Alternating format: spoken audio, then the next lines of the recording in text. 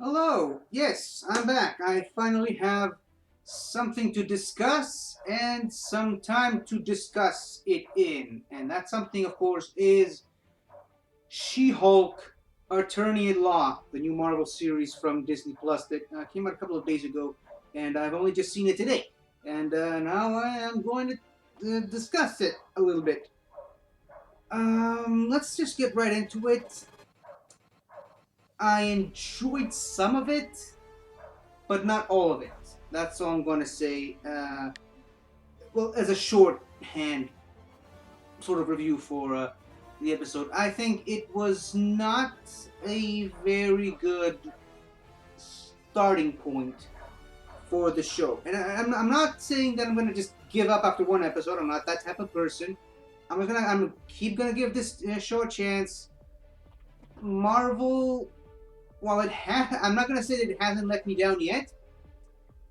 It hasn't done that often enough that I know to just quit after seeing essentially like the starting point of something. Uh, the Marvel Disney Plus shows have been sort of hit and miss for me personally. This one, while not having the best start, I have faith in it. Overall, like I said, it wasn't the best starter or rather opening for a show like this. One of the things I don't like is when big major franchises like the MCU feel the need to talk down to its audience like they're dumb for some reason. And that's something that I felt like this episode was trying to do in the first 5 minutes of the episode. I think I've said this 2 years ago during the Marvel's WandaVision reviews, where I am really not the biggest fan of WandaVision episode 4, where it just took a stop from the main plot of the show to explain everything that's going on because people were getting worried that it's not the show that they thought it was going to be, and I don't know what the hell happened there. And I just wanted to, hey, guys, keep tuning in. This is what's actually going on. This is what we're really doing. We're not doing this, the show that you thought we were doing. We're actually doing this. This is more or less what I felt in the first 5 minutes of the episode. It starts out like a regular attorney at law show, which is part of the title of the show. It starts like a regular legal courtroom drama, very law and order type show. And then the main character literally stops, looks into the audience, a fourth wall break, he looks into the camera and says, I know you don't really care about this show, but here's what's really happening, and here's why you should stick around, and this is why you should care about the show. Yeah, you don't really care about all this courtroom drama stuff. Here's some of the superhero stuff that you love. And like, I love superhero stuff. I wouldn't be here if I wouldn't be talking. I wouldn't be here talking about this show if I didn't love superhero stuff. But the fact that the main character, and by extension the showrunners, felt the need to stop the show in its tracks and address the audience directly, like they're dumb, like they don't really know what kind of show this is, like they're not even aware of what kind of show it is they're watching. I did not like that creative move. I don't, like I said, I don't like when shows like that treat the audience as if they're dumb.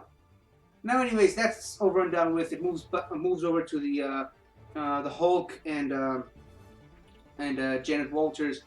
It's not Jennifer Walters. Janet is a completely different Marvel character, but Jennifer Walters and Bruce Banner in a car. A Sakaran ship shows out of nowhere. Okay, and it's already well established that Sakaar is literally on the other side of the galaxy or the universe. I can't even remember what it was. They say it in Thor Ragnarok that like Sakaar is like so far away from Earth, or maybe it was Asgard. I can't remember, but it was so ridiculously far away from Earth. Like, what's a Sakaar ship even doing there? Okay, I guess this is part of the new Marvel formula. Some of the stuff that I did not like about the Moon Knight show where episode 1 they throw random stuff at you that you know they're going to explain later, but for now just stay in the mystery. Just keep on wondering while other stuff is going on screen. Again, didn't like that Moon Knight. Kind of like it a little bit better in this show because they do. Bruce Banner tries to explain that, and it does make the comment that I'll have to look into that. I can't remember if that's exactly what he said, but yeah. So, and then basically it's the Doctor Strange storyline all over again. Car accident, gets injured, and somehow gets superpowers. I've been saying for a while now, at least not online, but I've been saying it to my friends that I feel like Phase 4 of the MCU, it's really starting to look very formulaic, the way the MCU is going. And as much as I loved the first 3 phases, the first 20-something movies of the MCU, it's really starting to weigh on me, the formulaicness of the show, that the predictability of these superhero stories. And I don't like predictability in superhero stories. I want to be surprised. I want to be amazed. And yes, I am now addressing the fact that they pretty much changed the origin story for She-Hulk. Like, I haven't read a lot of the She-Hulk comics. I am aware of the character. I'm pretty sure that she gets her powers after being shot by people trying to shoot at the Hulk, or something like that. She gets fatally wounded, she loses a lot of blood, and Bruce Banner is then forced to give her a blood transfusion to give her some of his blood, and that's how she gets the Hulk gamma rays in her bloodstream, and that's how she becomes the She-Hulk. A little bit different in this show. Again, car accident, the Doctor Strange story all over again. The thing about the Doctor Strange, I'm such a huge fan of Doctor Strange, and that origin story is so uniquely specific to Doctor Strange, and they just gave it to She-Hulk. That bothers me a little bit, not too much again, but then she gets like a few tiny drops of blood from Bruce Banner, and that's how she becomes the She-Hulk, as opposed to like full-on blood transfusion. I mean, I'm no scientist, and I know that it's a fictional universe, but I don't think a few tiny drops of blood from Banner in his human form will be enough, even if it's coming from that machine on his arm or something, or rather, I don't dislike the fact that they changed the origin story. I just feel like the origin story that they did give us in this episode leaves a lot to be desired. It's a little lackluster of an origin story. And I did enjoy a lot of the training montages and the jokes that they do between the two characters. That's one thing I really did like about this episode.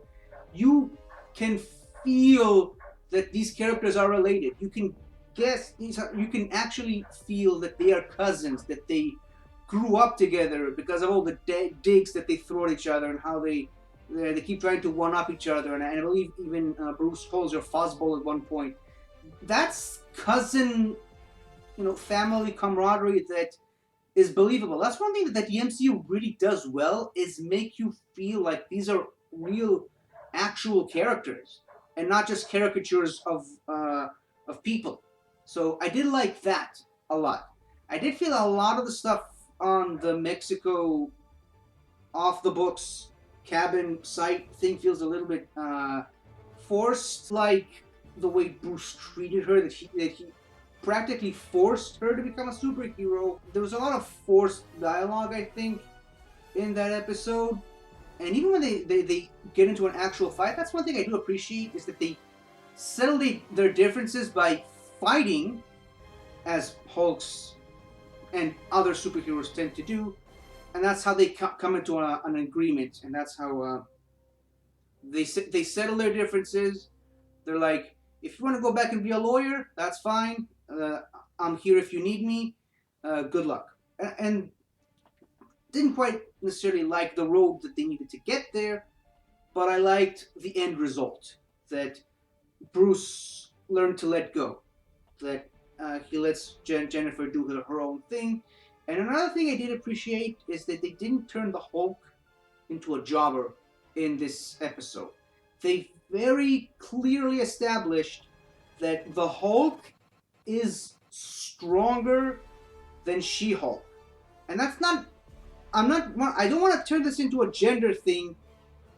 It's just a factual thing. The Hulk is stronger than She-Hulk because the Hulk got the full blast of gamma radiation, and even in the comic book origin that I mentioned earlier, she only got a tiny splinter of it because she got it from his blood.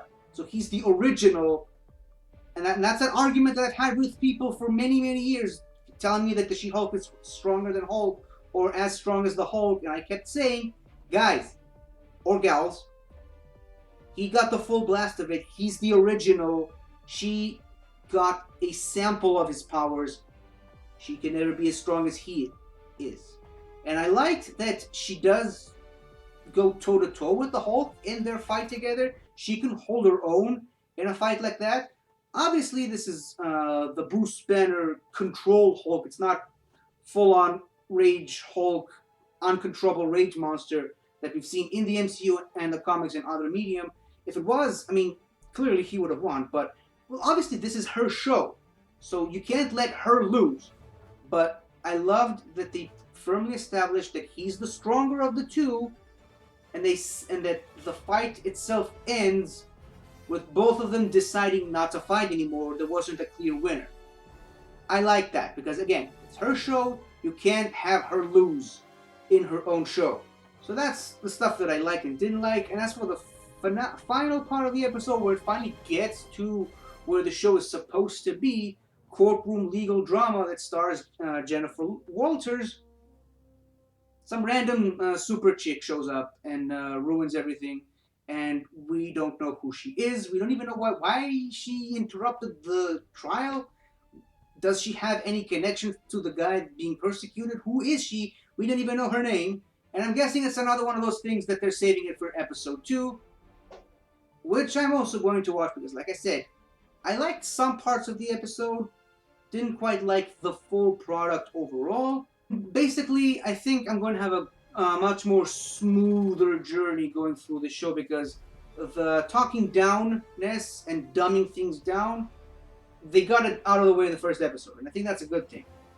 I didn't like the fact that they stopped whatever the show was about to be to give us this, here's why you should tune into this show, look at this wonderful actor we got from the movies to join us here, look at all the wonderful effects we can do, there's some superhero story stuff going on here. Okay, now let's get back to the main show. So I'm glad that they got that out of the way episode 1, so that episode 2 onward they can have a smooth journey and give us the show that they promised with the title of the show, She-Hulk Attorney at Law. That's really all I can say regarding this show. I apologize if I sounded a little rough in my review of the show. If you liked it, that's great. I've spoken to a lot of my friends. A lot of my friends seem to love this show, and I'm happy for them. Just, again, for those reasons that I mentioned, not a fan of the first episode, but I'm really looking forward to what else this show can throw at me. Get it? Because Hulk threw a rock. Never mind. So, yeah. This is what I have to say regarding this show. Let me know what you think about it. And hopefully episode 2 is better. Or at least, hopefully I like episode 2 better than episode 1. That's all I can say for now. So, until next time, got too many potential things that can fall, but I'm going to go ahead and do it anyway. Until next time, everybody, Hulk smash! Hi there.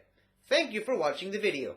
And if you enjoyed it, don't forget to like, comment, subscribe, and tell your friends. I'll see you next time.